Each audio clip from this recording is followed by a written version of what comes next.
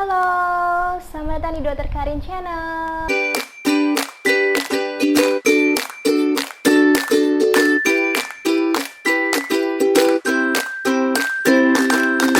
Ketemu lagi di sesi Sharing Care In kali ini kita bahas lagi tentang topik penyakit kulit. Dan penyakit kulit kali ini yang akan kita bahas adalah pityriasis versicolor versus vitiligo. Jadi jamur versus dengan autoimun. Jadi ini tuh penyakit autoimun atau penyakit jamur sih, dan dua penyakit ini memang memiliki bentuk kelainan kulit yang hampir sama.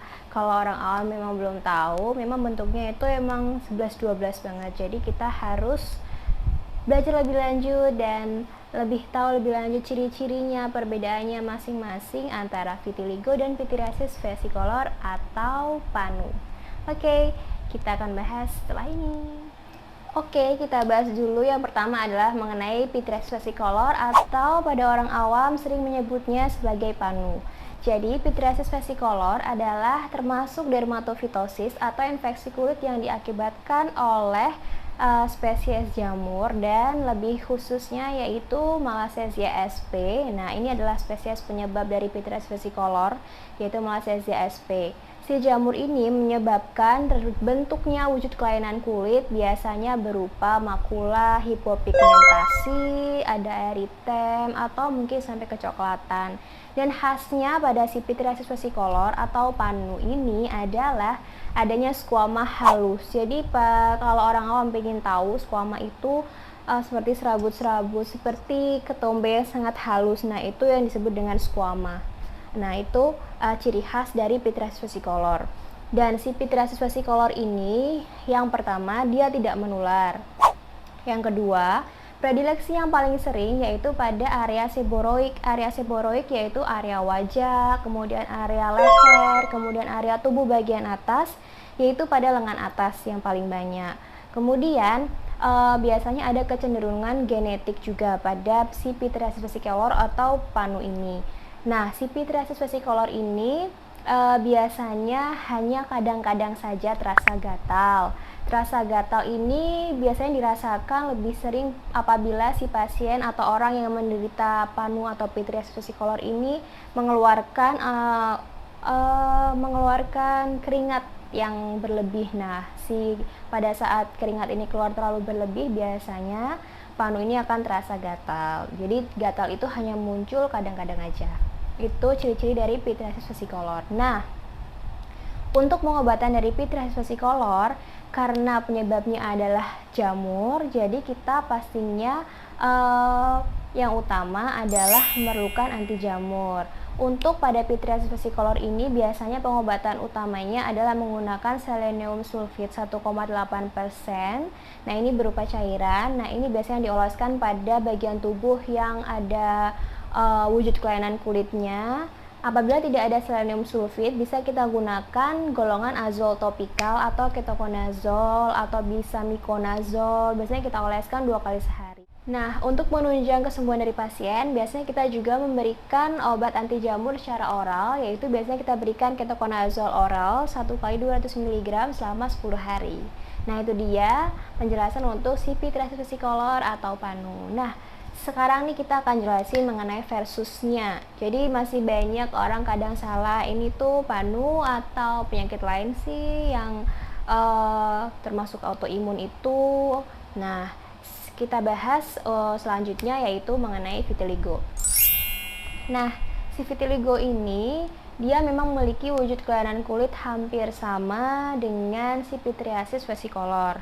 Vitiligo ini adalah penyakit yang disebabkan biasanya karena penyakit sistemik, juga bisa. Biasanya karena ada riwayat tiroid atau ada riwayat kencing manis atau diabetes. Nah, bisa juga karena adanya kelainan autoimun. Nah, vitiligo ini memang memiliki wujud kelainan kulit berupa makula, hipopigmentasi atau depigmentasi. Biasanya lebih ke depigmentasi. Jadi warna putihnya itu warna kulitnya itu lebih putih. Jadi biasanya kalau hipo itu artinya kan hanya kurang. Jadi tidak terlalu putih kalau di pityriasis vesicolor atau panu. Nah, pada vitiligo ini dia wujud kelainan kulitnya lebih ke depigmentasi. Jadi warna kulitnya itu ya putih.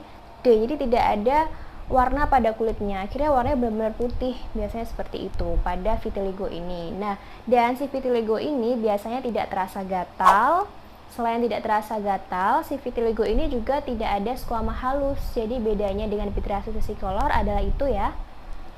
Kalau si vitiligo itu tidak gatal, tapi kalau pityriasis vesicolor atau panu dia kadang terasa gatal. Nah, kalau si vitiligo ini tidak ada skuama halus, pityriasis vesicolor ini ada skuama halus. Nah, satu lagi, kalau si vitiligo ini adalah depigmentasi, nah kalau si pityriasis vesicolor dia berupa hipopigmentasi. Nah, itulah perbedaan dari si pityriasis vesicolor dan vitiligo ini. Nah, untuk penyebabnya tadi juga beda ya. Kalau si vitiligo penyebabnya adalah bisa karena penyakit sistemik, bisa karena ada genetik, atau karena kelainan autoimun.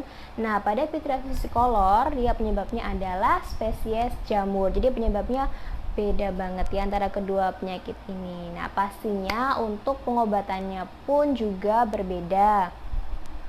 Nah, kalau si pityriasis vesicolor pastinya kita memerlukan anti jamur. Kalau pada vitiligo, nah kita biasanya memerlukan kortikosteroid jika vitiligo ini masih pada derajat awal. Kalau si vitiligo ini lokasi wujud kelainan kulitnya sudah segmental atau hampir seluruh bagian tubuh, kita memerlukan terapi sinar ya. Untuk gampangnya saya jelaskan yaitu berupa terapi sinar. Nah, beda ya antara pengobatan antara si pityriasis vesicolor dan si vitiligo. Yang satunya menggunakan anti jamur, yang satunya menggunakan kortikosteroid dan terapi sinar. Beda banget ya. Jadi si vitiligo ini pun tidak menular ya, sama ya dengan pityriasis vesicolor. Keduanya tidak menular juga. Tidak usah takut dengan penyakit vitiligo. Memang dia lebih mengganggu ya untuk secara kosmetik karena memang dia lebih depigmentasi, jadi warnanya benar-benar putih dan memang dia predileksinya juga sering pada area wajah awalnya, kemudian ya hampir sebagian tubuh, kemudian bisa hampir menyeluruh pada bagian tubuh. Nah, itu. Dan paling banyak memang setahu saya penyebabnya adalah karena kelainan autoimun atau tadi karena ada riwayat penyakit sistemik seperti penyakit tiroid atau penyakit diabetes mellitus. Itu ya, secara gampang untuk membedakan antara ini infeksi jamur atau kelainan autoimun atau karena penyakit sistemik. Nah, itu ya, itu tadi perbedaan antara vitiligo dan pityriasis vesicolor yang mungkin teman-teman masih kadang salah dan kadang juga obatin sendiri, padahal itu kan juga tidak pas. Jadi kalau memang ada wujud kelainan kulit yang berupa kelainan kulitnya warnanya putih nih, di kulitnya ada warna putih-putih, ada di wajah mungkin, di leher atau di bagian atas, segera periksa ke dokter terdekat. Pastinya akan memberikan pemahaman lebih lanjut kepada teman-teman semua dan memberikan terapi lebih lanjut secara tepat sesuai dengan keluhan teman-teman semua. Nah, itu dia. Tadi kita udah bahas tentang perbedaan antara vitiligo dan pityriasis vesicolor. Semoga teman-teman semua jadi lebih tahu dan gak salah lagi antara si panu dan si penyakit autoimun ini ya. Terima kasih yang udah ikut join di Sharing Care In kali ini. Semoga bermanfaat, dan kalau ada yang mau request nih dibahas tentang penyakit apa, boleh komen di kolom komentar di bawah. Insya Allah nanti akan aku bahas. Dan sampai jumpa di Sharing Care In selanjutnya. Bye bye.